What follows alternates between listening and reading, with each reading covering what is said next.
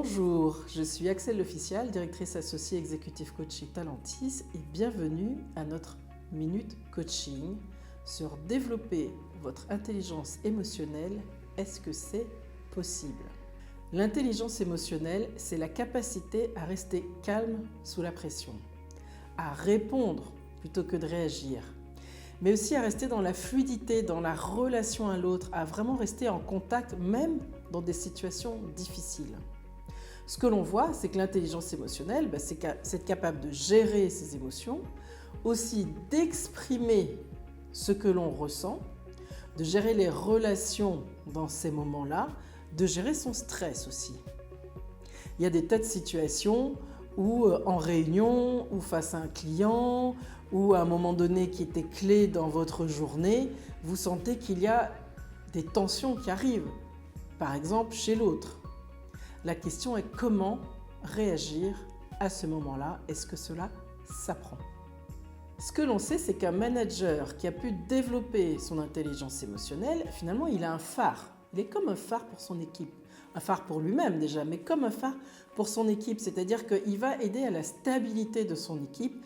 Il va aider à la stabilité dans les différents moments que cette équipe va traverser. Du coup, ça va impacter le bien-être de son équipe, mais évidemment la performance de son équipe. Ça impacte son bien-être à lui aussi, ce manager, lui ou elle, bien évidemment, et à sa performance aussi. Donc la question, c'est comment est-ce qu'on va développer concrètement cette intelligence émotionnelle? Prenons un cas concret. Vous êtes dans une société en transformation. Peut-être même que à la maison, en ce moment, il y a des sujets qui vous préoccupent, qui font que vous êtes peut-être un peu plus fatigué. Vos collaborateurs, c'est pareil. Vous avez une réunion importante qui doit se lancer et à un moment donné, vous avez un collaborateur qui, devant tout le monde, conteste une de vos décisions et on sent tout de suite que il y a de la tension qui monte dans la pièce. Donc bien évidemment, vous le savez, vous avez suivi des formations en management, on vous l'a dit, l'écoute active, ça va faciliter les choses. Le dialogue, ça va faciliter les choses. L'empathie, la capacité à comprendre ce qui se passe pour l'autre, ça va faciliter les choses. Maintenant, c'est plus vite dit que fait. Dans une situation face à différentes personnes, vous avez beau le savoir intellectuellement, peut-être que vous-même, vous allez ressentir un peu de tension. Donc la question, c'est comment vous allez pouvoir gérer. Concrètement, là, c'est quoi la solution? Alors, il y a plusieurs solutions possibles. Déjà, il y a toutes les solutions de relaxation qui peuvent vous aider à très court terme. Il y a des techniques de respiration. Par exemple, vous pouvez trouver des vidéos sur Internet autour de tout ce qui tourne la cohérence cardiaque. Vous avez aussi des applications qui vous aident à respirer. Alors, il y a aussi des solutions à moyen terme. Par exemple, vous avez su gérer très bien la situation à chaud, mais intérieurement, vous sentez encore un petit peu de stress. C'est bon ni pour vous, ni pour votre entourage, ni pour l'équipe, ni pour votre famille ou vos amis que vous allez retrouver le soir. Donc l'idée, c'est d'évacuer ce stress. Vous pouvez le faire à travers une activité de loisir qui vous détend. Vous pouvez le faire aussi à travers le sport. Tout simplement, c'est une solution. À plus long terme, vous pouvez aussi vous investir dans l'apprentissage de solutions, de méditation en pleine conscience, etc. Il y a bien évidemment la possibilité de faire un coaching sur le sujet. Un coaching autour du développement de son intelligence émotionnelle. Le quotient émotionnel, qui mesure l'intelligence émotionnelle, peut se développer tout au long de la vie, contrairement au QI.